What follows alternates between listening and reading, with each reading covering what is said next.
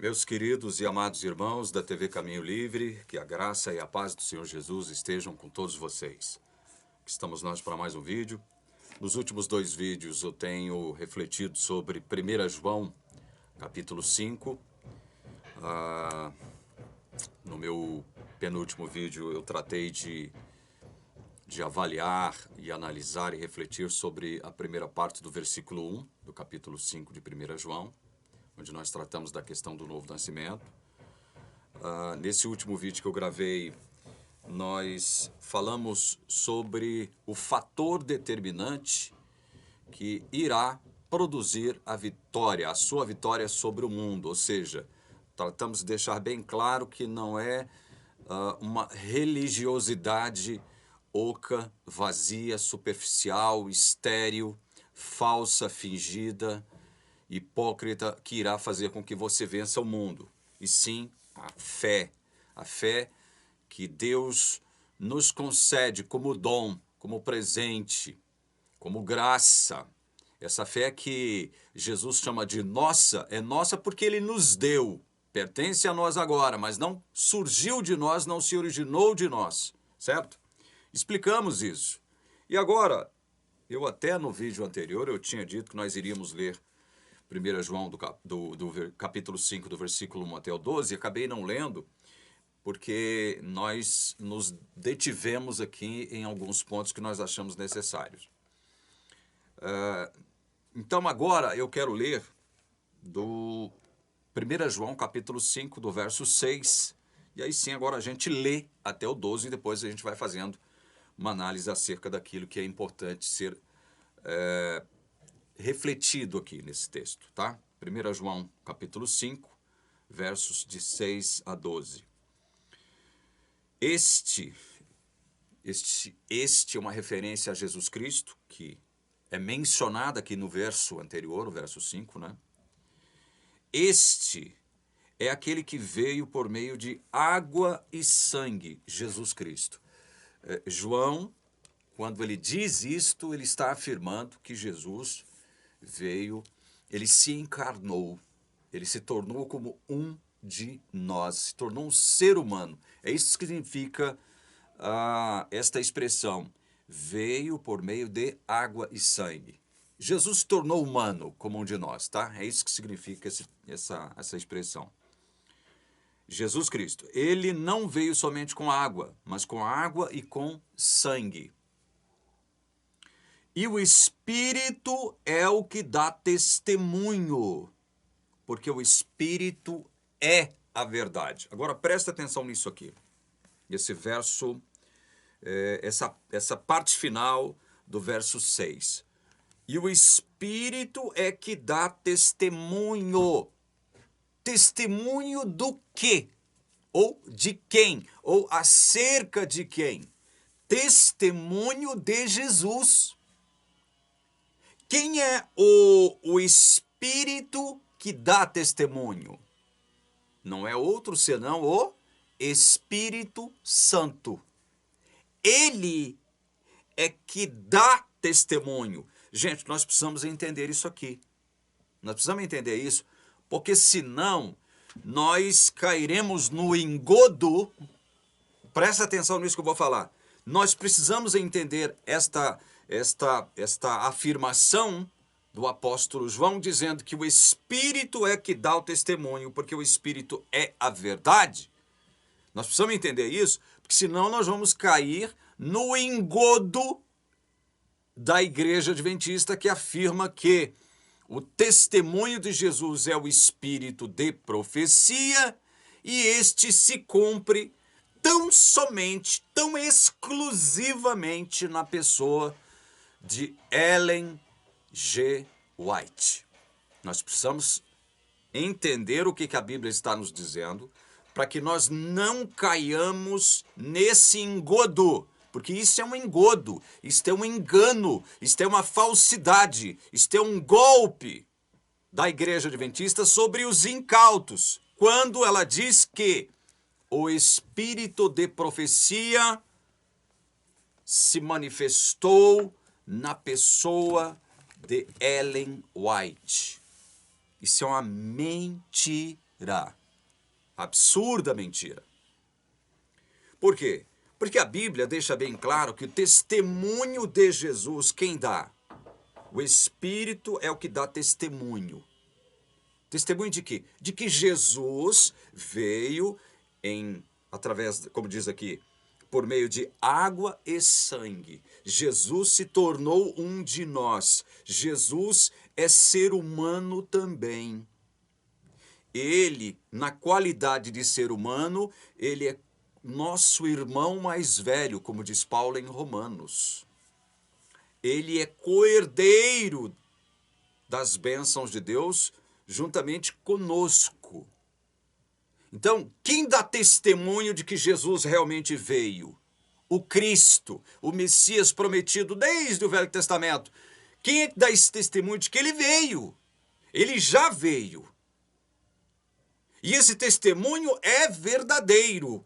Por que esse testemunho é verdadeiro? Porque o Espírito é a verdade. O Espírito Santo é a verdade. Então, do ponto de vista primordial, em primeira instância, quem oferece esse testemunho para o mundo? De que Jesus já veio, de que o Cristo já veio e de que Jesus é o Cristo, o Filho de Deus. Ele veio em forma humana, ele se encarnou. É como João disse lá no seu Evangelho: o Verbo se fez carne e habitou entre nós. Em primeira instância, quem é que dá esse testemunho? Quem que oferece esse testemunho para o mundo? O Espírito Santo. É isso que a palavra de Deus está dizendo. É o Espírito, e o Espírito é o que dá testemunho. Pronto. É o Espírito, primordialmente falando, que dá o testemunho para o mundo. Certo? Agora, vamos entender os desdobramentos desse o Espírito que dá o testemunho. Vamos entender os desdobramentos?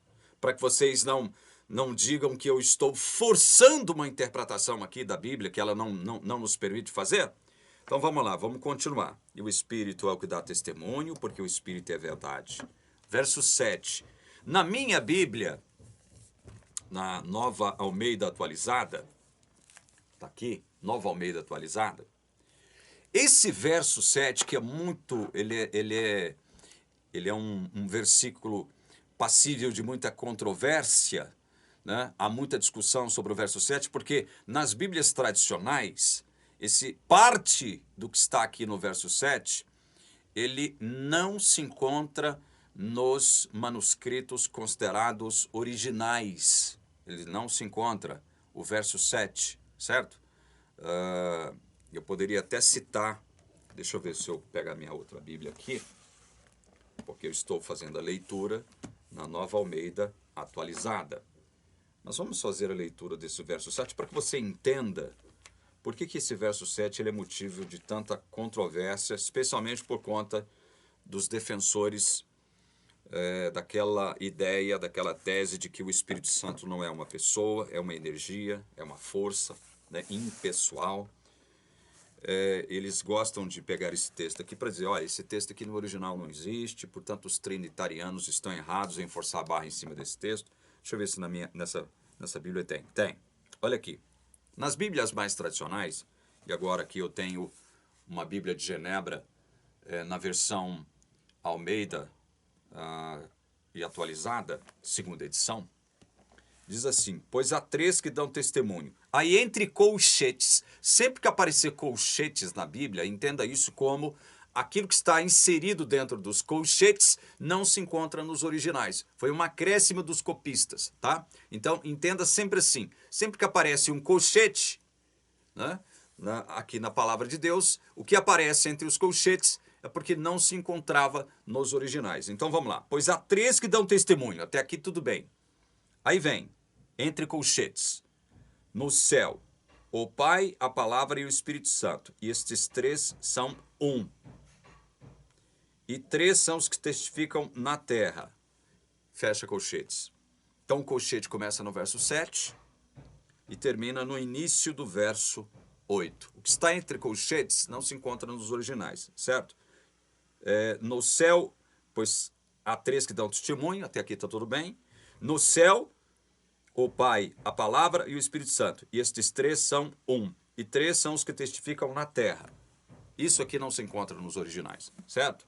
Então, na Almeida e Atualizada, segunda edição, Revista e Atualizada, segunda edição, você vê que há ali a expressão que não se encontra nos originais. Mas na Nova Almeida Atualizada, essa expressão que não se encontra nos originais já não está aqui no texto, né? Eles sacaram, eles suprimiram essa expressão, essa parte do versículo 7 e do versículo 8, que não se encontra nos originais. Então, no versículo 7 reza assim: pois há três que dão testemunho. Encerrou o verso 7. Há três que dão testemunho. Aí vem o verso 8. O Espírito, a água e o sangue. E os três são unânimes num só propósito. João, então, coloca três como dando testemunho. O Espírito, a água e o sangue. Vamos tentar entender isso aqui? Primeiro João, o apóstolo, diz que, se referindo a Jesus, ele diz, olha, este é aquele que veio, como diz aqui, ó, o verso 6, este é aquele que veio por meio de água e sangue. Jesus Cristo. Ou seja, ele se tornou humano. O Verbo se fez carne e habitou entre nós. Água e sangue. Se tornou um de nós. Água e sangue. Certo? Aí ele diz no verso 7, pois há três que dão testemunho. Aí no verso 8 ele explicita que três são esses que dão testemunho. São esses. Verso 8. O Espírito, a água e o sangue. E os três são unânimes num só propósito. Então veja. Nós temos o Espírito Santo nos dando testemunho de modo primordial. É aquele que origina, é que dá origem ao testemunho. Esse é o que dá origem ao testemunho. É o Espírito Santo que origina esse testemunho. Ele é a fonte do testemunho, certo? A fonte primordial do testemunho. E aí João diz que além do Espírito, a água e o sangue também são testemunhas. E esses três são unânimes, num só propósito. Por que ele coloca três? Porque ele faz a divisão entre água e sangue. Tem o Espírito, água e sangue. Água e sangue se referem a uma pessoa só. Jesus Cristo. Jesus Cristo. Mas olha só como é interessante. E a gente vai ver isso daqui a pouquinho. Nós também somos água e sangue. Nosso corpo é composto por água e sangue. Eu não sou bom de biologia, nunca fui. Sempre foi uma matéria na qual eu fui deficitário na escola, né? Mas eu acho que eu me lembro de alguma coisa. O nosso corpo, ele é uma porcentagem alta, eu não gostaria de referir isso aqui, porque eu tenho medo de errar, mas é uma percentagem alta daquilo que constitui nosso corpo é água. Nós sabemos disso, né? Quem estudou o mínimo de biologia, como é o meu caso, sabe disso. Nosso corpo é constituído por água e, obviamente, por sangue. Então, veja, quando João diz são três que dão testemunho, o Espírito, água e sangue, quando ele se refere a água e sangue, junto com o Espírito, dizendo que os três são unânimes, num só propósito, ele não está agora dizendo que somente o Espírito Santo e Jesus Cristo dão testemunho. Aí você pode, ao me ouvir falar isso, você que tem um pouquinho mais de conhecimento das tecnicalidades teológicas, dizer que eu estou forçando a barra. Mas você vai ver que não. Nós vamos continuar a leitura e você vai ver que não. Quando João diz isso, olha, e são três que dão testemunho. Que três são esses? O Espírito, água e sangue. Mas ele já disse que água e sangue se refere a Jesus. Mas agora ele não faz uma referência específica a Jesus aqui. Então, se ele não faz uma referência específica a Jesus, o que significa isso? Significa que João agora está fazendo uma inclusão através de uma omissão, especificando a quem ele se refere agora como água e sangue. Estão entendendo? Porque ele diz que são três que dão testemunho, e os três são unânimes num só propósito. Então, Jesus veio água e sangue? Sim. Mas espera lá, nós também somos água e sangue. Nós, nós crentes em Cristo, crentes no Evangelho da graça, nós também somos água e sangue. Então quer dizer que João poderia, veja bem, eu vou colocar as coisas desse modo, quer dizer então que João poderia estar dizendo aqui que esses três que dão testemunho seriam primordialmente o Espírito Santo, que é a fonte do testemunho, né? Tudo procede dele. A palavra veio de quem? Não veio do Espírito Santo? Né? A palavra é testemunho, é testemunha. A palavra é testemunha. E essa palavra veio por meio de testemunhas. Escolhidos por quem mesmo? Pelo Espírito Santo. Então a fonte original do testemunho é quem? É o Espírito. Então ele começa. São três os que dão testemunho. O Espírito, aí ele coloca água e sangue. Mas água e sangue é referência a Jesus, que ele disse aqui. Jesus como humano. Bom, então agora nós podemos, veja bem, nós podemos presumir que João esteja nos inserindo nessa questão aqui. João esteja nos inserindo. Quer dizer que o testemunho começa com o Espírito Santo, passa por Jesus, porque Jesus também testemunhou, inclusive Apocalipse diz isso, né? Ele é a testemunha verdadeira. No início da carta da igreja a Laodiceia, no capítulo 3 de Apocalipse, Jesus é mencionado como sendo a testemunha verdadeira. Olha só como é interessante isso. Então, o Espírito, água e sangue, Jesus como testemunha verdadeira, e quem mais? Nós, os crentes. Alguém poderia dizer, irmão, você já está forçando a barra, porque a Bíblia não está falando nada disso até aqui. Você está fazendo essa inserção do nós, nós crentes, por sua conta. Será mesmo? Será que eu estou fazendo uma interpretação forçada? Vamos ler aqui o resto. Verso 8 de novo. O Espírito, a água e o sangue, e os três são unânimes no seu propósito. Porque se ele estivesse fazendo uma referência com água e sangue somente a Jesus, ele não poderia dizer três. Porque ele já disse anteriormente, água e sangue, como se referindo a Cristo, ele mesmo disse, no verso 6, Jesus Cristo. Mas ele fala que são três. Que três são esses? Veja, esses três aqui não é uma referência à Trindade. O que muitos cristãos chegaram a fazer essa interpretação forçada. Aí sim é forçar a barra. Mas esses três que dão testemunho, começando pelo Espírito, passando por Jesus, se encerra em nós. Desemboca em nós. Nós também damos testemunho. Mas isso é tão óbvio. Isso é tão óbvio. Que três são esses, então, que dão testemunho? O Espírito, Jesus, eu. O Espírito, Jesus e você. Está entendendo? Você vê que essa questão do testemunho de Jesus é ampliada aqui na Bíblia de modo magnífico. Vamos continuar na leitura, porque senão você vai me acusar de estar distorcendo o verdadeiro sentido da palavra. Verso 9. Se aceitamos o testemunho dos homens, o testemunho de Deus é maior.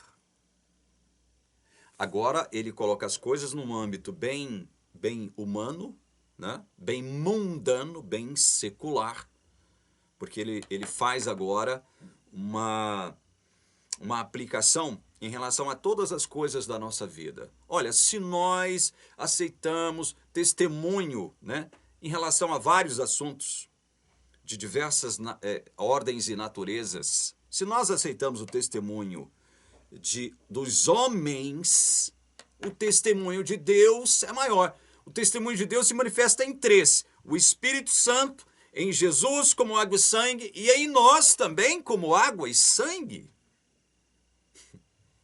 O testemunho de Deus é maior por isso. Aí ele continua. E este é o testemunho de Deus que ele dá a respeito do seu Filho. Por que o testemunho de Deus é maior? Primeiro, porque começa pelo Espírito, passa pelo próprio Jesus como testemunha verdadeira, e nós também como testemunhas. Testemunhas. Não somos testemunhas oculares, mas somos testemunhas espirituais de que Jesus veio em água e sangue, de que Jesus é o Cristo, Filho de Deus, é o nosso Salvador. Nós também passamos a ser testemunhas. É por isso que, e agora nós testemunhamos do quê? Não estamos testemunhando de coisas corriqueiras, coisas mundanas, coisas seculares. Estamos dando um testemunho acerca do Filho de Deus. Por isso que o testemunho de Deus, que se manifesta em nós, é maior. Porque agora nós estamos dando testemunho, o maior testemunho que essa terra pode... Já viu? O maior testemunho que essa terra pode receber, que esse planeta pode receber. É o testemunho de que Jesus é o Filho de Deus. Vamos lá. Verso 10. Olha só isso aqui, irmãos. Preste bem atenção, meu querido irmão e irmã adventista. Você que está com ódio de mim, você que tem ódio por mim, você que destila ódio pela minha pessoa. Preste atenção nisso. Olha o verso 10. Aquele que crê no Filho de Deus tem... Opa, pera lá. Está falando de mim e de você, meu irmão. Está falando de mim e de você, minha irmã adventista. Aquele que crê no Filho de Deus tem. Olha, tem. Possui. Já está consigo algo pelo fato de você crer no Filho, em Jesus como Filho de Deus. Você já possui algo, você já tem algo, você já detém algo, já pertence a você algo. Que algo é esse que você tem? Olha aí. Aquele que crê no Filho de Deus tem nele, olha só, nele, o quê? Esse testemunho. Estão entendendo? Olha aqui por que eu não estou torcendo a palavra. Olha aqui por que João, quando diz são três que dão testemunho, o Espírito, água e sangue, ele está se referindo primeiro ao Espírito Santo como fonte primordial, segundo a Jesus como a testemunha verdadeira que também veio participar de água e sangue, e nós que somos água e sangue. Mesma água e mesmo sangue, dos quais Jesus participa agora, porque ele continua sendo humano e continuará sendo humano para sempre. Jamais deixará de ser humano também, Jesus, o nosso irmão mais velho. Estão entendendo? Então são três que dão testemunho. O Espírito Santo, Jesus e nós. Eu ou você. E aí João diz o seguinte, olha, aquele que crê no Filho tem nele, esse testemunho. Então, diante desta afirmação de João, que para mim é importantíssima e se constitui numa chave para que nós possamos nos livrar desse engano que a teologia adventista propõe aos seus membros, propõe ao mundo, dizendo o seguinte, Ellen White é o testemunho de Jesus. O testemunho de Jesus é o espírito de profecia. Esse espírito de profecia se manifestou única e exclusivamente em Ellen White. O dom de profecia da igreja remanescente, que é a igreja adventista, se manifestou nela somente. Somente ela recebeu o dom de profecia, o espírito de profecia. Ela é, portanto, o espírito de profecia. Isso é uma mentira tremenda, meus queridos irmãos, porque segundo a Bíblia, são três que dão testemunho. O Espírito, Jesus como a testemunha verdadeira e nós. Por que nós? Porque aqui no verso 10 está dizendo, aquele que crê no Filho de Deus tem nele esse testemunho. Aí eu te pergunto, você crê verdadeiramente em Jesus como Filho de Deus? Você crê? Eu já disse que somente duas pessoas é que podem certificar se essa crença em Jesus é verdadeira ou não. Se a sua crença em Jesus é verdadeira ou não. Deus e você. Por isso que eu estou te perguntando. Eu não estou fazendo uma pergunta cínica, sarcástica. Eu não estou fazendo uma pergunta tentando armar para você uma trampa, uma armadilha. Não. Colocar uma armadilha diante de você. Não. Eu estou te perguntando de forma séria. Você crê, meu irmão, minha irmã adventista, que Jesus é o Filho de Deus? Eu sei que você crê. Eu sei. É uma pergunta retórica da minha parte. Eu sei. Então, se você crê que Jesus é o Filho de Deus, a Bíblia, não sou eu, a Bíblia, que você considera ser a palavra de Deus, está dizendo clara e categoricamente para você o quê? Aquele que crê no Filho de Deus tem nele esse testemunho. Testemunho do que mesmo? De que Jesus é o Filho de Deus. Ele é o Cristo. Ele é o Cristo. Ele é o Messias prometido pelos profetas do Antigo Testamento. Ele é o Messias prometido. Jesus. Esse que não foi reconhecido ainda pelos judeus ortodoxos, ultra-ortodoxos, como Filho de Deus, como Messias, esse é o Jesus. Esse que não foi reconhecido como Filho de Deus, inclusive pelos muçulmanos, esse é o Jesus. Esse Jesus é o Cristo. E agora nós somos testemunha disso também. Nós, o Espírito Santo, Jesus como uma testemunha verdadeira. E nós também temos em nós mesmos esse testemunho, em nós mesmos, porque nós somos uma representação viva, um testemunho vivo de que Jesus é o Filho de Deus. Somos novas criaturas no reino de Deus. Estão entendendo? Então essa coisa da igreja adventista chegar até você e dizer o seguinte, olha, o dom de profecia, o espírito de profecia, o testemunho de Jesus se manifestou tão somente na pessoa de Ellen White, é uma mentira. É um engodo, é um engano, é uma falsidade que a igreja está dizendo para você, está pregando para você. Uma mentira na qual você está crendo. E nós estamos aqui apresentando a palavra para te libertar desse engano, de mais um engano imposto a você pela teologia adventista do sétimo dia. Presta atenção, meu irmão. Eu não estou falando isso para você deixar a igreja. Continue na igreja, continue firme na igreja. É melhor estar lá dentro do que fora. Eu digo isso de um ponto de vista fazendo uma distinção entre ser de Deus e ser um ímpio, mundano, um secular. Eu não estou tentando tirar você da igreja adventista, não, meu irmão. Eu estou simplesmente alertando você para os erros crassos que a teologia adventista comete.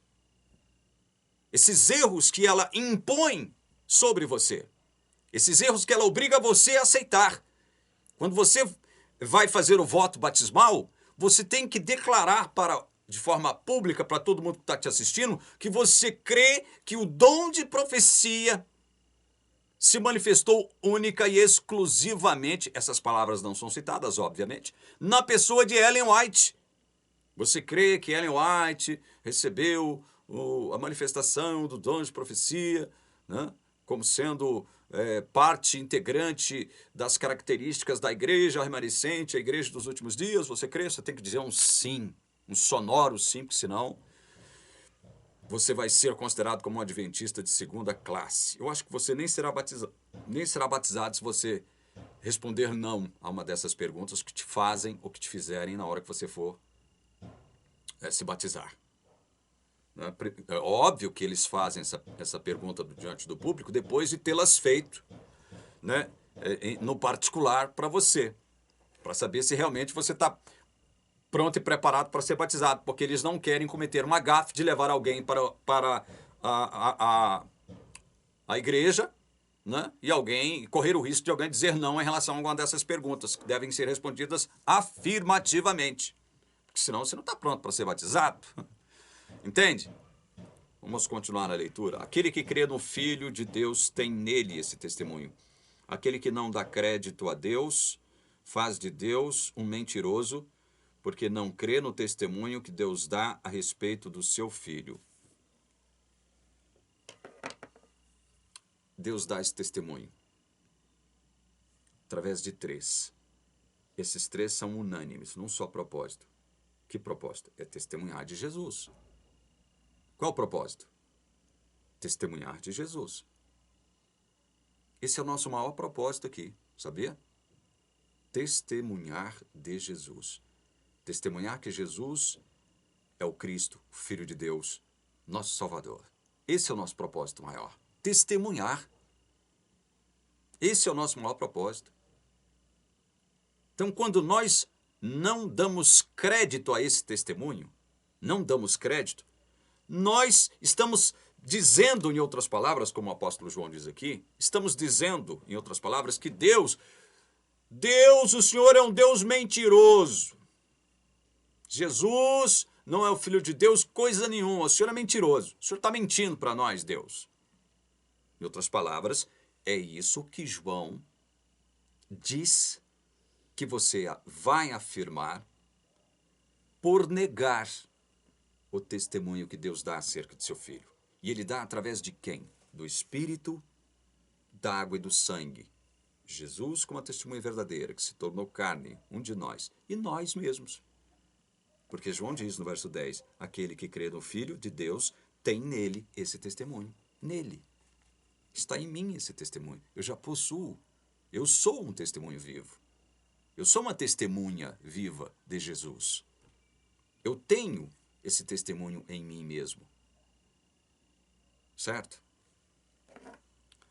Olha o verso 11. E o testemunho é este, que Deus nos deu a vida eterna e esta vida está no seu Filho. Olha só que interessante isso.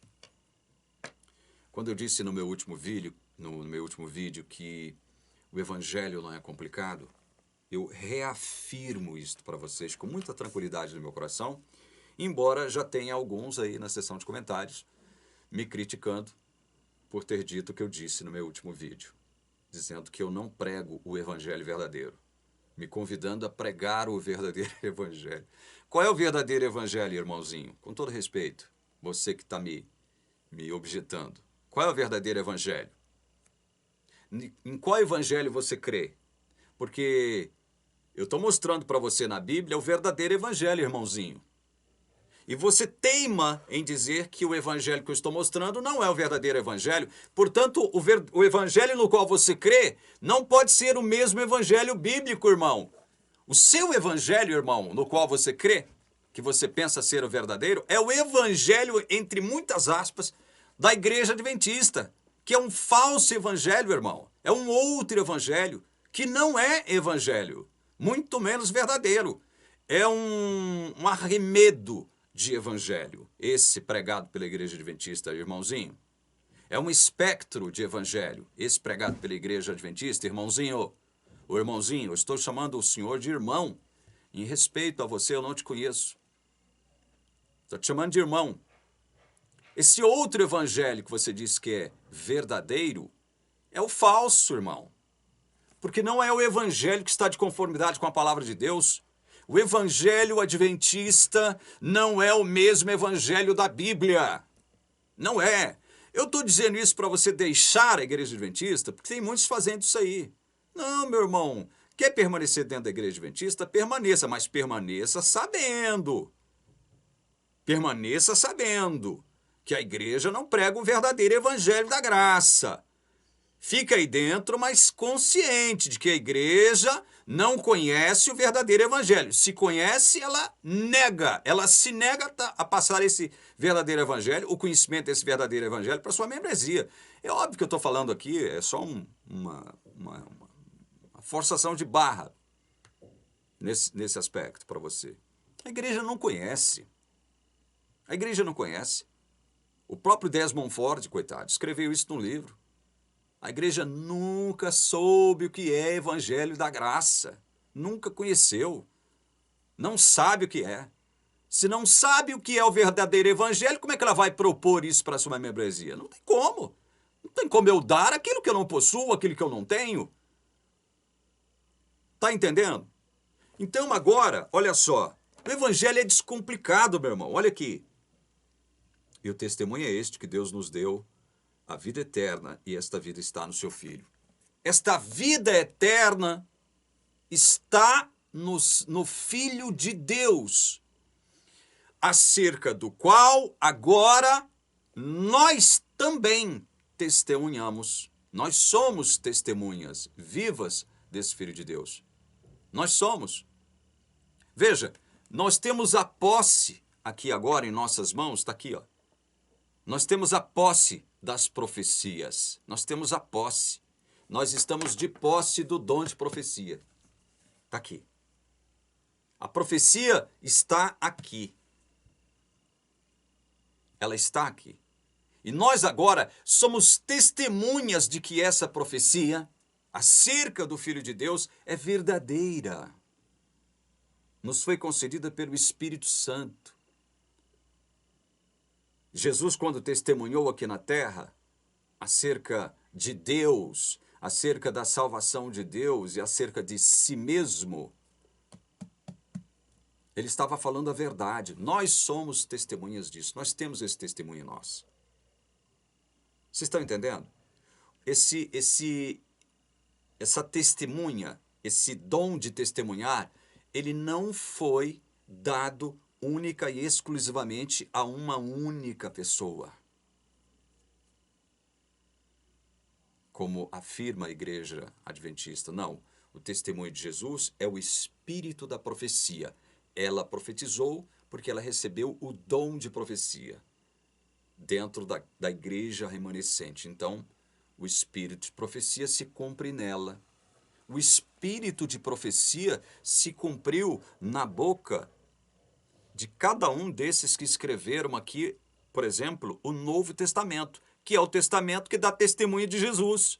Mateus possuiu o espírito de profecia. Marcos possuiu o espírito de profecia. Paulo possuiu o espírito de profecia. Pedro possuiu o espírito de profecia. Judas possuiu o espírito de profecia. Tiago possuiu o espírito de profecia. Todos esses possuíram o espírito de profecia, que desembocou naquilo que nós conhecemos como o Novo Testamento. Testamento. O Novo Testamento, que testifica de quem? De Jesus, como Filho de Deus, como Cristo, como nosso Salvador, o Messias, prometido pelos profetas antigos. O espírito de profecia está aqui. Não está em Ellen White, que profetizou, convenhamos, muitas mentiras, muitas coisas antibíblicas, muitas coisas sobre as quais a Bíblia nunca tratou e jamais tratará. Então, essa profetisa, essa mensageira de Deus, certificada pela Igreja Adventista, é uma falsa profetisa. Porque nenhum profeta verdadeiro falaria coisas antibíblicas, antievangélicas e antigraça, como Ellen White falou. Nenhum profeta verdadeiro fez plágio. Aí os adventistas, os espertalhões, chegam para nós e dizem o seguinte, para tentar obnubilar essa questão do plágio, abafar essa questão do plágio, diminuir a gravidade do plágio. Eles dizem o seguinte, não, muitos escritores bíblicos lançaram mão de escritores não inspirados. Citaram, olha só, citaram escritores não inspirados. E é verdade. Moisés fez uso de escritores não inspirados. Davi fez uso de escritores não inspirados. Judas fez uso de escritores não inspirados. Paulo fez uso de escritores não inspirados. E nós poderíamos citar outros aqui que eu não me lembro, assim, de cor. Citar escritores não inspirados é uma coisa, seus lobos, seus espertalhões adventistas que querem saber mais do que todo mundo. Fazer citação de um escritor não inspirado, não canônico, é uma coisa. É uma coisa fazer citação. Outra coisa é você pegar um livro, seja lá de quem for, copiar partes inteiras deste livro, que pertence a outro, que foi escrito por outro, e colocar esta parte inteira sob sua chancela, sob seu nome, como se fosse você que tivesse escrito aquilo. Isso aí não tem nada a ver com citação. Isso é roubo, porque plágio é um eufemismo para roubo. E tem mais. Ellen White, o trabalho de plagiária de Ellen White adquiriu tanta gravidade e importância, porque, além de plagiar partes inteiras de outros escritores cristãos, ela fez o quê? Ardilosamente, ela parafraseou. Aí ela foi longe. Aí ela foi longe, porque ela fez muitas paráfrases acerca de muitos livros cristãos que ela tinha na sua biblioteca pessoal. E eu quero fazer uma correção aqui, eu tenho que ser justo. Num dos meus vídeos antigos, eu disse que ela possuía cerca de 2.000 livros, mas é óbvio que não era esse o número de livros que ela possuía em sua biblioteca pessoal. Eram cerca de 700, não 2.000, tá? Então foi um erro meu, eu estou fazendo uma retificação aqui agora. Então Ellen White possuía cerca de 700 livros em sua biblioteca pessoal. O que ela fazia com esses livros? Muitos deles. Ela não só copiava partes inteiras, ela parafraseava com a ajuda das suas manauaras. Não, manauaras não, eu esqueci o termo agora. As suas secretárias. As suas secretárias, eu cometi mais um equívoco aqui agora. Então, gente, ela parafraseava partes inteiras de livros. O livro Desejado de Todas as Nações contém plágios e contém paráfrases, muitas paráfrases. O que seriam essas paráfrases? É eu pegar um texto, por exemplo, aqui de João, né? E o testemunho é este, que Deus nos deu a vida eterna e esta vida está no seu Filho. Aí eu chego aqui e vou dizer o seguinte, olha, essa vida que está no Filho de Deus é a vida eterna e é sobre esta vida eterna que Deus dá o testemunho. Vocês estão vendo que eu falei a mesma coisa que está no versículo de um modo diferente, mas eu só falei o que eu falei agora porque eu li o que está no versículo. Porque se eu não tivesse lido antes no versículo, eu não poderia falar o que eu acabei de dizer. Então, o que eu acabei de dizer, eu vou escrever como sendo da minha própria lavra, como tendo saído da minha cabeça, certo? Como se fosse uma inspiração que eu recebi do próprio Deus, do próprio Espírito Santo. E aí eu coloco isso sobre a minha chancela, sobre meu nome. Sob a minha chancela, sob meu nome. Mas, na verdade, para escrever o que eu escrevi, eu tive que antes ler o texto original na Bíblia. Aí eu faço uma paráfrase. Eu coloco de outro modo, me expressando de outro modo, ou de outros modos, aquilo que eu li acerca do escritor original. Vocês estão entendendo? Isso é muito pior também. Isso é muito pior, porque ela vai fazer uma paráfrase, ela vai escrever coisas paralelas, coisas semelhantes, mas porque ela leu na fonte original e vai colocar agora sob seu nome, sob sua chancela, como se tivesse saído dela, como se fosse inspiração que ela recebeu do próprio Espírito Santo. E o testemunho é este, que Deus nos deu a vida eterna e esta vida está no seu Filho. A vida eterna está em Jesus. A vida eterna está em Jesus, pertence a Ele.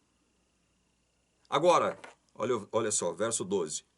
Quem tem o Filho tem a vida. Quem não tem o Filho de Deus não tem a vida. Olha só como a conclusão de João acerca disso é muito simples. Chega a ser terrivelmente simples. A vida eterna, o testemunho que Deus nos deu, é a vida eterna, que está no seu Filho. Aí ele arremata dizendo, então quem tem o Filho tem a vida, quem não tem o Filho não tem a vida. Simples assim. Como é que eu faço para ter o Filho? Como é que eu faço para ter o Filho? Foi isso que eu falei no vídeo passado, comentando os versículos anteriores aqui de 1 João capítulo 5. Como é que eu faço para ter o Filho? Como é que eu faço para possuir o Filho? Já que o Filho tem a vida eterna. Se eu estou em busca de vida eterna, eu tenho que buscar essa vida eterna em quem? Em quem eu tenho que buscar essa vida eterna? Na igreja? Seja ela, possua ela o nome que for? Eu tenho que buscar essa vida eterna na guarda do sábado? Eu tenho que buscar essa vida eterna devolvendo o dízimo? Eu tenho que buscar essa vida eterna cumprindo obrigações religiosas as mais diversas? Nos dias de culto, nas programações especiais da minha igreja? É aí que eu tenho que buscar a vida eterna? Definitivamente não. Não estou dizendo que praticar a religiosidade seja algo vão, algo sem importância também, né? Nós fomos por um extremo, nós temos que trazer a coisa para o centro, para o equilíbrio. Não estou dizendo que a prática da religião seja vã, seja dispensável e seja ruim em todos os aspectos. Não é isso que eu estou dizendo também, certo? Porque já me acusaram aqui de incentivar aqui o desigregismo. de incentivar aqui as pessoas a se desigrejarem. Já me acusaram disso aqui várias vezes. E não é isso que eu estou fazendo aqui. Mas perceba, perceba a pergunta. Como é que eu tomo posse de Jesus Cristo que tem a vida eterna? Porque João diz, quem tem o Filho tem a vida. Quem não tem o Filho não tem a vida. Como é que eu tomo posse de Jesus? Como que eu tomo posse de Jesus? João já respondeu isso aqui atrás. Nós tratamos disso no vídeo anterior.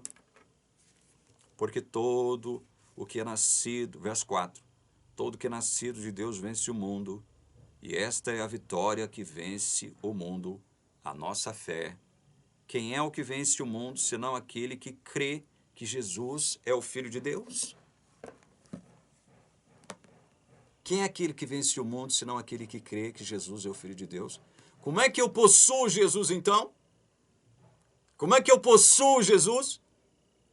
Como é que eu tomo posse de Jesus? Quando eu creio em Jesus como o Cristo, o Messias, o Filho de Deus, o Salvador. É assim que eu tomo posse da vida eterna. Quem tem o Filho tem a vida. Não é isso que João diz? Vou repetir o texto, porque é muito simples. Quem tem o Filho tem a vida. Quem não tem o Filho de Deus não tem a vida. Simples assim. Como é que você tem a vida, meu irmão adventista? Como? É crendo em Jesus. É crendo em Jesus. No próximo vídeo, eu quero abordar um assunto sobre o qual eu já tratei de diversos modos e maneiras aqui na TV Caminho Livre, mas é sempre bom a gente estar revisitando esses temas que são importantes. E aí, eu quero me reportar a uma conversa, a um papo que eu tive com um irmão nosso. É um membro da Igreja Adventista ainda, ele é oficial da Igreja Adventista, lá no estado do Rio de Janeiro. E eu não quero citar o nome dele aqui para não complicar a vida dele. Eu só vou dizer que ele é do estado do Rio de Janeiro. E ele entrou em contato comigo, nós já conversamos muito através do celular. E ele me relatou algumas experiências que ele está tendo dentro da Igreja Adventista, como pregador da igreja, pregando sobre a graça, a verdadeira graça expressa na palavra de Deus. E ele sempre divide comigo algumas experiências que ele tem. E dias atrás ele dividiu mais uma experiência comigo. E me disse que algumas pessoas começaram a refutá-lo com um texto do apóstolo Paulo. Então, sempre que a gente encontra uma espécie de refutação, aquilo que nós propomos aqui, isso pode produzir o quê? Uma pauta de um vídeo aqui na TV Caminho Livre, e é isso que nós vamos fazer. No próximo vídeo, eu vou, mais uma vez, mostrar para vocês uma questão que é muito clara na Bíblia e que a Igreja Adventista nunca entendeu e não entende ainda. E muitos que estão lá dentro, não por desonestidade, não por hipocrisia e falsidade, também nunca entenderam e vão falar contra. Vão falar contra algo que a Bíblia chancela, que a Bíblia afirma como verdade. Assim como isso que eu acabei de dizer aqui agora. O Evangelho é descomplicado, meu querido irmão. O Evangelho é descomplicado. O que vai determinar a sua vitória perante o mundo? A fé. A sua fé. Estou usando um pronome possessivo, mas isso não significa, como Jesus também usou pronomes possessivos, para se referir à fé de muitas pessoas, mas não como se essa fé fosse originada por essas próprias pessoas. Mas não, porque a fé já lhes pertencia, porque Deus deu a fé a elas. É nesse sentido que Jesus usou os pronomes pessoais. A fé, a tua fé te salvou, a sua fé te salvou. Né? Entende? Então, o Evangelho é muito simples. Quem tem o Filho tem a vida, quem não tem o Filho não tem a vida. Como é que eu tenho o Filho? Quando eu creio em Jesus. Simples assim.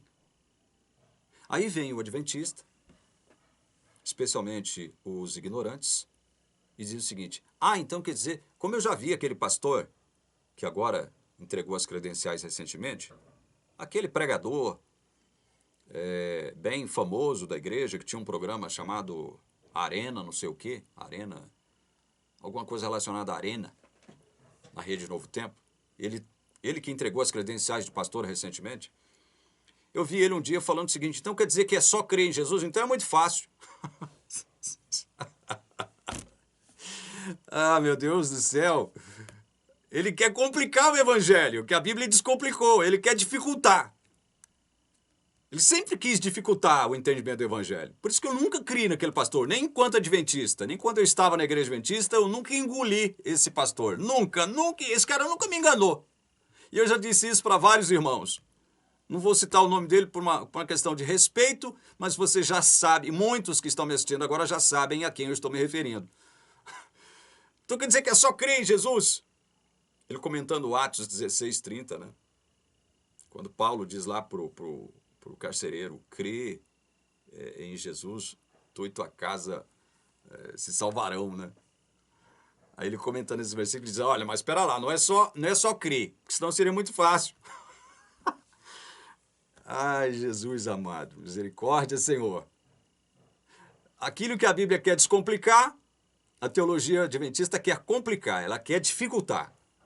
Porque dificultando, ela vai colocar você, meu irmãozinho e minha irmãzinha, como reféns. Vocês serão reféns nas mãos desses lobos devoradores, que se apresentam para vocês como pastores. Então, eu vou falar sobre algo que tem relação com isso, tá? Com essa ideia que, pera lá, então você está falando que nós já estamos salvos? Então quem tem o Filho, porque creu, então já está salvo? Ué, meu irmão, você quer dizer o quê então? Quem crê no Filho não está salvo ainda? Porque essa é uma briga antiga da igreja adventista. Nós não temos condições e não podemos afirmar que estamos salvos. Ellen White já disse isso. Ellen White já disse isso, que nós não podemos nos considerar como salvos e não podemos dizer que já estamos salvos. Porque senão você cai no marasmo, você se desanima, você não tem mais incentivo para progredir, para crescer, para evoluir, e aí você vai perder a sua salvação. Meu Deus do céu! Eu estou brigando com isso aqui também há 5 longos anos na TV Caminho Livre, com essa idiotice, essa imbecilidade. Que evangelho é esse, então, da igreja? Vai lá o cantor na frente do púlpito lá e canta: Jesus me salvou, o evangelho é lindo, é maravilhoso. Né? Você mesmo canta os hinos da igreja: Jesus me salvou, firme nas promessas, né? Estou seguindo a Jesus Cristo, desse caminho eu não desisto. O evangelho é lindo, é maravilhoso, coisa boa, Jesus me salvou. Mas você não pode dizer que você está salvo. Você não pode se considerar como salvo. Você não tem condições ainda de dizer que você está salvo. Eu já falei sobre isso aqui, mas é sempre bom a gente citar esse assunto. Esse irmão mesmo, a quem eu me referi agora mesmo, lá do Rio de Janeiro, foi interpelado por uma filha do pastor distrital lá de onde ele está. questionando-o acerca disso. Irmão, então o senhor está falando que o senhor tem certeza e convicção da sua salvação? Ninguém pode ter certeza e convicção da sua salvação. É uma piada isso, meus irmãos. Isso que a teologia adventista afirma sobre salvação, sobre evangelho, é uma piada de mau gosto. Vocês estão de sacanagem com a gente, né, teologia adventista? Seus pastores mequetrefes. Vocês estão de sacanagem com a gente, né? Vocês querem enfiar a goela abaixo uma coisa que a Bíblia afirma, reafirma, trata de expressar de forma clara, categórica e simples. Quem tem o Filho tem a vida. Quem não tem o Filho não tem a vida. Como é que eu tenho filho? Crendo nele como Filho de Deus, o Messias, meu Salvador. Crendo. Se eu crer verdadeiramente em Jesus como Filho de Deus, meu Salvador, eu tenho a vida. Eu já tenho. E que vida é essa? É vida provisória? É vida que pode se desfazer daqui a pouco? Não estou falando da vida natural, não. Eu posso morrer daqui a pouquinho. Isso não significa que a minha vida eterna esteja perdida se eu morrer daqui a pouquinho. Não é isso que eu estou falando, me entendo, você sabe disso. Não confundam. Que tipo de vida é essa? Que eu possuo, já possuo, quando eu creio em Jesus. É a eterna, meu irmão. Põe uma coisa na sua cabeça. É a vida eterna. Não é a vida provisória. Não é uma vida provisória. Não é uma permissão para você ter vida agora, se você se comportar direitinho, lá na frente, Deus vai te dar a vida definitiva. Não tem a carteira de habilitação permissionária?